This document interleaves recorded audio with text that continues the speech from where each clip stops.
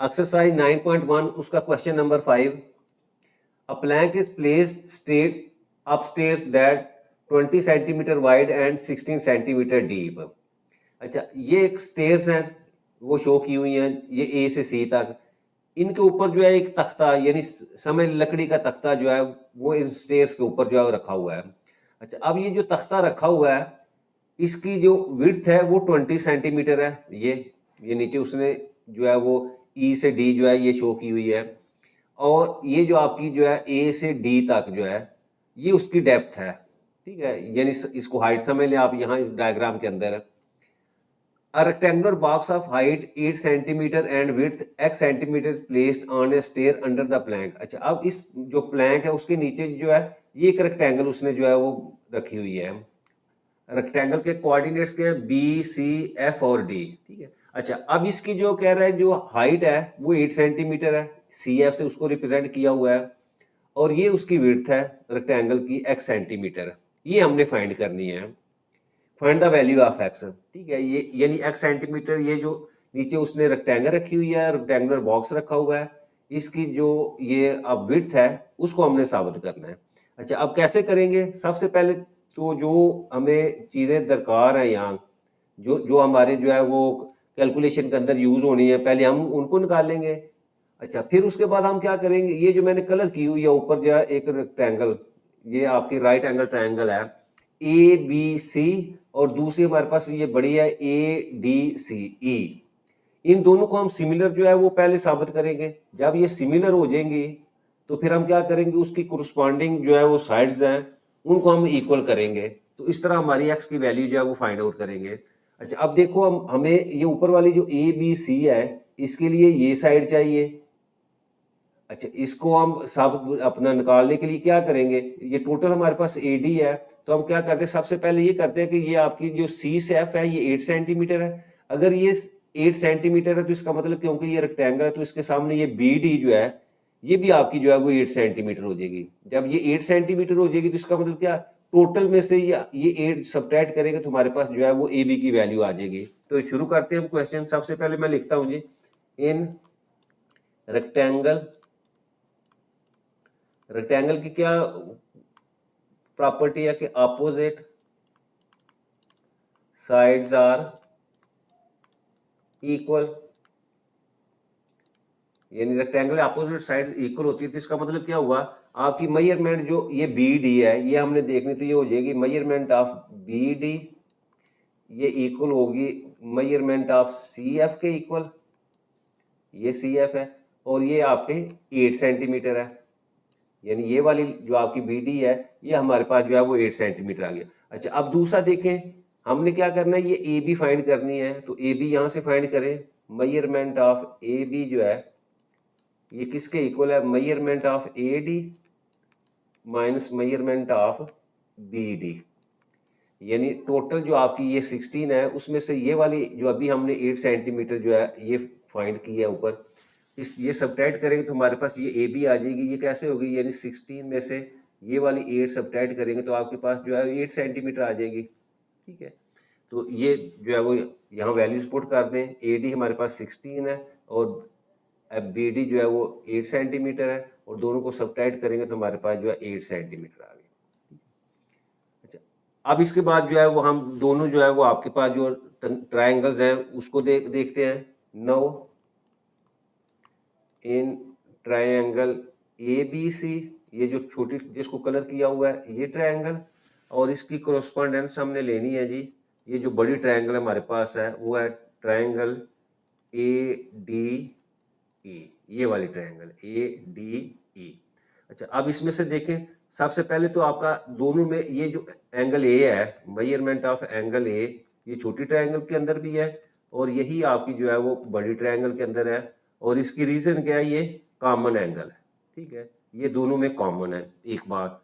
अच्छा, उसके बाद देखें, ये आपके पास ये बी एंगल है, ये छोटी ट्रायंगल ए बी सी में, ये लिखे मेजरमेंट ऑफ बी, और यहाँ आपका देखें ये डी, ये वाला angle, measurement of angle D, ये दोनों जो है वो 90 डिग्री के इक्वल है।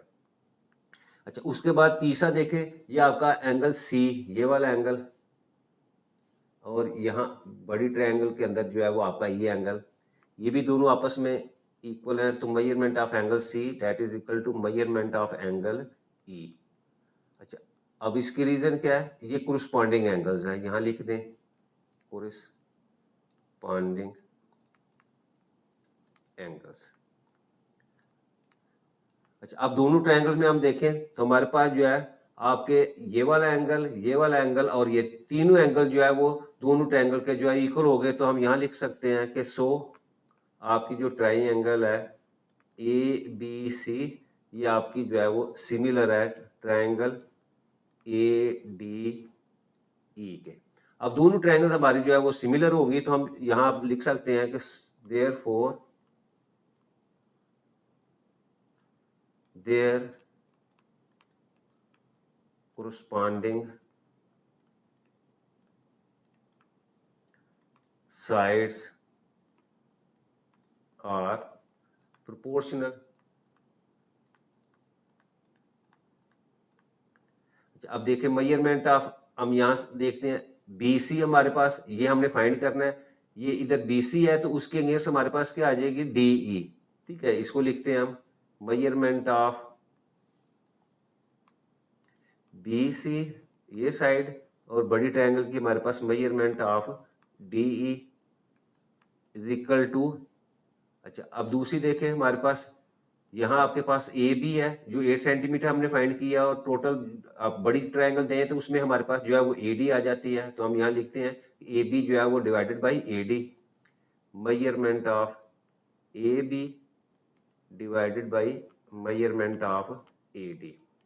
अब यहाँ वैल्यू जो है वो हम पुट करते हैं, BC हमने फाइंड करना है वो x है, और D की वैल्यू हमारे पास जो है वो 20 है, वो दी हुई है।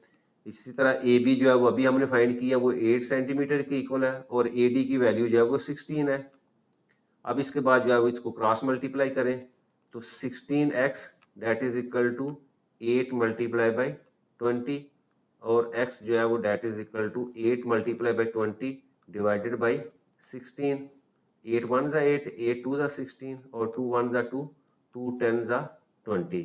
तो यहाँ हमारे पास x की वैल्यू जो है वो 10 सेंटीमीटर आ गई।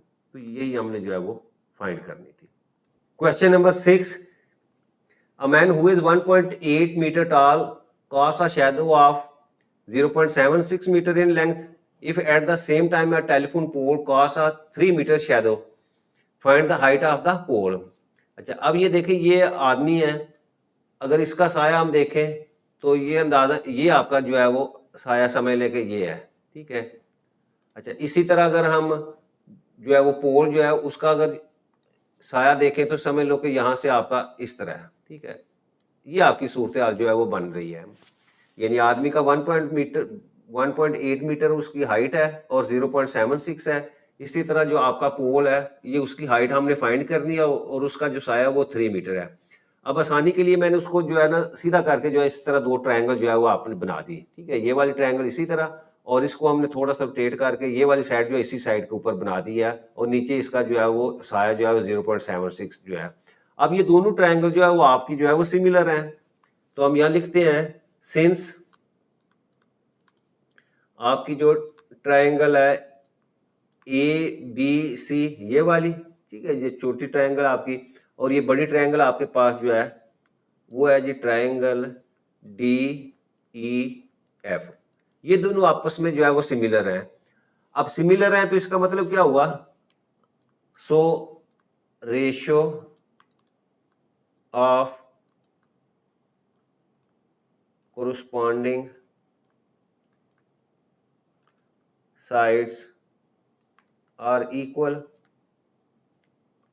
तो हम जो है वो लेते हैं, अब ये देखिए यहाँ से मैं अगर AB लूँ, ये मेजरमेंट ऑफ AB, इसके अगेंस्ट आपके पास जो है ये DE है, मेजरमेंट ऑफ DE, और इसके साथ हमारे पास ये मेजरमेंट ऑफ BC जो दी हुई है, इसको लिखते हैं मेजरमेंट ऑफ BC, और इसके कोरस्पॉन्डिंग हमारे पास जो है वो EF है, मेजरमेंट ऑफ EF।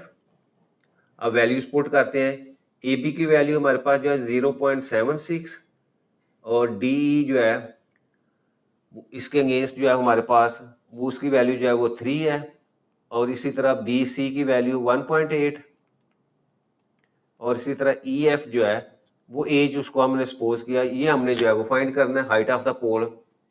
अब इसको सिंपली हम जो है वो क्रॉस मल्टीप्लाई करते हैं, तो मेरे पास वैल्यू आ जाएगी G H multiply by 0.76 is equal to 1.8 multiply by 3, और यहाँ से एच की वैल्यू हमारे पास आ जाएगी जी 1.8 मल्टीप्लाई बाई 3 डिवाइडेड बाई 0.76।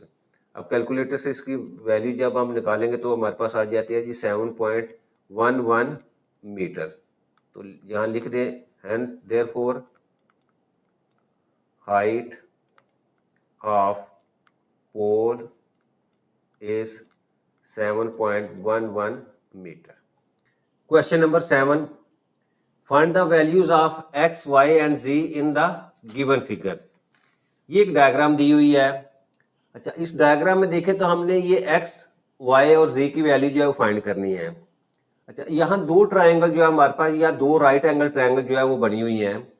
एक हमारे पास है जी ए डी बी, ये राइट एंगल ट्राइंगल है, और एक हमारे पास राइट एंगल ट्राइंगल है ए बी सी। अच्छा, अब हम कैसे इसको सॉल्व करेंगे? सबसे पहले ये जो ए डी बी है, अब इसमें ये डी आपका जो है वो राइट एंगल है, इसके सामने ये 10 सेंटीमीटर ये इस ट्राइंगल के जो है वो हाइपोटेनस है, तो हम पाइथागोरस थ्योरम लगाएंगे और यहाँ से हम y की वैल्यू जो है वो फाइंड आउट करेंगे। अच्छा, जब y की वैल्यू हमारे पास आ जाएगी तो फिर हम क्या करेंगे, नेक्स्ट स्टेप हमारे पास होगा कि ये ए डी बी और हमारी ए बी सी, ये दोनों जो हमारे पास राइट एंगल ट्राइंगल है, इनकी कोरस्पॉन्डेंस लेकर हम इनको जो है वो सिमिलर जो है वो साबित करेंगे। जब ये सिमिलर हो जाएंगी दोनों ट्राइंगल्स, फिर हम इसकी कोरस्पॉन्डिंग साइड जो है वो प्रोपोर्शनल या उनको इक्वल करके जो है वो x और ये z की वैल्यू जो है वो फाइंड आउट करेंगे। तो सबसे पहले ये जो हमारे पास राइट एंगल ट्रायंगल है ए डी बी, इससे जो है वो हम पाइथागोरस थ्योरम लगा के y की वैल्यू जो है फाइंड करते हैं। ट्रायंगल ए डी बी, अच्छा अब इसके ऊपर जो है वो यूजिंग पाइथागोरस थ्योरम, मैं यहां लिख देता हूं यूजिंग पाइथागोरस थ्योरम। वो क्या है हमारे पास, hypotenuse square that is equal to base square plus perpendicular square. तो अब देखो हाइपोटेनस यहाँ हमारे पास 10 है, तो 10 का square that is equal to y square plus, और इधर आपके पास ईडी जो है वो 6 का स्क्वायर। अब इसको सॉल्व करें तो ये हमारे पास आ जाएगा जी 100 is equal to y square plus 6 का स्क्वायर लेंगे तो 36, और इसी को फर्दर मैं सॉल्व करूं तो यहाँ से हमारे पास y square that is equal to 100 minus 36, और फर्दर हमारे पास यहाँ से y square is equal to 64, और दोनों तरफ स्क्वायर रूट लिया तो वाई की वैल्यू हमारे पास जो है वो 8 सेंटीमीटर आ जाती है। ठीक है, ये वैल्यू हमारे पास जो है ना, यहाँ से हमने ये वाई की वैल्यू जो है वो 8 सेंटीमीटर जो है ये फाइंड कर ली। ठीक है, अच्छा नेक्स्ट हम जो है ये आपकी बड़ी जो ट्रायंगल हमारे पास ए बी सी और ए डी बी, इसको जो है वो हम सिमिलर जो है वो साबित करते हैं। तो उसके लिए मैं लिखता हूँ now in triangle A B C, इसकी कोरस्पॉन्डेंस लेंगे हम जी ट्रायंगल ए डी बी। अच्छा अब देखो इसमें से आपका ये जो छोटी ट्रायंगल है इसका ए मेजरमेंट ऑफ एंगल ए, ये आपका बड़ी जो ट्रायंगल है उसका भी मेजरमेंट ऑफ एंगल ए, ये दोनों आपस में जो है वो कॉमन एंगल है। ठीक है, तो इसकी रीजन जो हुआ कॉमन एंगल्स, दोनों ट्रायंगल्स में ये कॉमन है। अच्छा उसके बाद देखिए आपका ए बी सी, ए बी सी, ये आपका जो है बी एंगल जो है ये राइट एंगल है बड़ी ट्रायंगल में, तो मैं इसको लिखता हूँ measurement of angle A B C, और दूसरी जो ट्रायंगल है उसमें आपके पास जो है वो है जी ए डी बी। ठीक है, इसको लिखें measurement of A D B, ये दोनों आपके जो है वो 90 डिग्री के इक्वल है। अच्छा उसके बाद देखें ये जो बड़ी ट्रायंगल उसमें आपके पास ये सी एंगल, ये वाला एंगल जो है मेजरमेंट ऑफ एंगल सी वो आपका इक्वल किसके है, वो आपकी इस जो छोटी ट्रायंगल है उसमें आपके पास जो है ए बी डी इसके इक्वल है। तो मैं यहाँ लिखता हूँ measurement of angle A B D. अच्छा अब देखें, अब यहाँ जो है ना दो एंगल जो है ए और ये जो 90 है, इससे भी आपकी दोनों जो है वो ट्रायंगल जो है वो सिमिलर हो सकती है, लेकिन हमने जो थर्ड एंगल है सी जो है उसको ए बी डी के इक्वल जो है वो हमने जो है यहाँ लिख दिया। तो इसका मतलब क्या हुआ कि आपकी आपकी ट्रायंगल जो है वो ए बी सी जो बड़ी ट्रायंगल है ये सिमिलर है आपकी ट्रायंगल जो है वो ए डी बी के। अब जब दोनों आपकी जो ट्रायंगल सिमिलर है तो हम यहाँ लिख सकते हैं कि देयरफॉर corresponding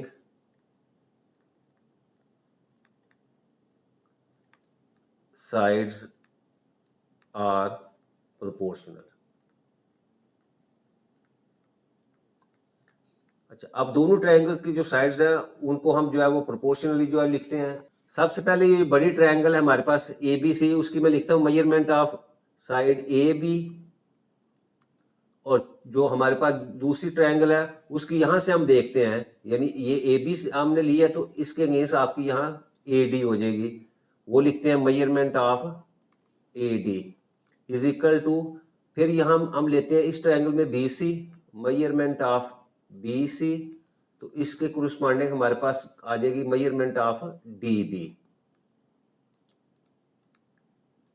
और थर्ड हमारे पास जो है वो पहली और यानी ए और सी लेते हैं, यानी ये वाली साइड आपके पास जो है तो इसके अगेंस्ट आपके पास क्या आ जाएगी, वो ए बी आ जाएगी। तो मैं ये लिखता हूँ measurement of side A C over measurement of A B, यानी या डायग्राम्स देख के हम जो है वो कोरिस्पॉन्डिंग साइड जो है उसको लिखे, या दूसरी सूरत यह है कि आप ये जो हम जहां हमने लिखा है कि आपकी ट्रायंगल ए बी सी जो है आपकी जो है वो similar to triangle A D B, तो यहाँ से भी आप डायरेक्ट जो है वो आप साइड को जो है वो लिख सकते हैं कि आपकी ए बी जो है वो divided by A D, B C divided by D B, और आपकी ए सी जो है वो डिवाइडेड बाई ए बी के इक्वल है। अब यहाँ वैल्यूज हम पुट करते हैं, तो ए बी की वैल्यू हमारे पास जो है वो 10 है, और उसके बाद ए डी की वैल्यू हमारे पास जो है वो 6 है, that is equal to B C की वैल्यू ये जी के इक्वल है, और डी बी की वैल्यू जो आपके पास जो है वो वाई के इक्वल है, दैट इज इक्वल टू ए सी की वैल्यू हमारे पास ये देखें ए सी ये आपके पास ए से डी और फिर डी से सी के इक्वल है, तो इसको हम अगर डायरेक्ट लिखें तो ये हमारे पास आ जाएगी जी 6 प्लस एक्स के इक्वल, और इसके अगेंस्ट आपके पास ए बी की वैल्यू है हमारे पास जो है 10। नेक्स्ट हमारे पास क्योंकि y की वैल्यू जो है वो हमने ऑलरेडी फाइंड आउट की हुई है 8 सेंटीमीटर, तो हम क्या करते हैं y की जगह जो है वो 8 पुट करते हैं, तो ये आ जाएगा जी 10/6 is equal to z/8 is equal to 6 plus x over 10। अच्छा अब ये तीनों क्योंकि आपस में इक्वल है तो इसका मतलब क्या है, हम ये पहले वाली को जो है इसके इक्वल भी करते हैं, और फिर इसी को जो है वो हम ये थर्ड वन जो है इसके इक्वल करके z और x की वैल्यू जो है वो फाइंड आउट करते हैं। तो सबसे पहले मैं यहाँ लिखता हूँ जी आपके पास 10/6 इज इक्वल टू z/8, यहाँ से हमारे पास जो है वो z की वैल्यू आ जाएगी, और इसी तरह जो है वो आपके पास 10/6 is equal to 6 plus x over 10। ठीक है, एक यहाँ से हम x की वैल्यू जो है वो फाइंड आउट करते हैं। तो पहले इसको लेते हैं, यहाँ से हम क्रॉस मल्टीप्लाई करेंगे तो हमारे पास 6 को z से मल्टीप्लाई किया तो 6z is equal to 10 multiply by 8, और यहाँ से z की वैल्यू हमारे पास आ जाएगी जी 10 मल्टीप्लाई बाई 8 डिवाइडेड बाई 6। अब कैलकुलेटर से इसकी वैल्यू हम लेंगे तो हमारे पास आ जाती है जी, इसको अगर सिंप्लीफाई भी करें तो ये आती है 3 2 6, और यहाँ हमारे पास जो है वो 4, तो 10 को 4 से मल्टीप्लाई करें तो ये 40/3 आ जाएगा, और फर्दर इसको जो है वो हम लिखें तो ये आ जाएगा जी 13 1/3 सेंटीमीटर। तो ये हमारे पास जो है वो जी की वैल्यू आ गई। सेम इसी तरीके से इसको भी हम क्रॉस मल्टीप्लाई करते हैं, 6 into 6 plus x is equal to 10 multiply by 10, और इसको मल्टीप्लाई करो 6 को 6 से 36 plus 6x is equal to 100, और यहाँ से 6x is equal to 100 minus 36, और फर्दर ये हमारे पास आ जाएगा जी 6x इज इक्वल टू 100 में से 36 जो है वो सब्ट्रैक्ट करेंगे तो 64 और x is equal to 64 divided by 6। अच्छा, अब यहीं से हम इसको सिंप्लीफाई करो तो ये हमारे पास आ जाएगा जी 3 2 दा 6 और यहाँ हमारे पास जो है वो 32, तो x is equal to 32 by 3। और फर्दर अगर हम इसको जो है वो मिक्स नंबर में लेके आए तो 10 3 दा 32 बाई 3 सेंटीमीटर। तो ये हमारे पास x की वैल्यू जो है वो आ गई। तो यही हमने x, y और z की वैल्यू जो है वो फाइंड करनी थी और इसके साथ हमारा क्वेश्चन जो है वो कंप्लीट हो जाता है।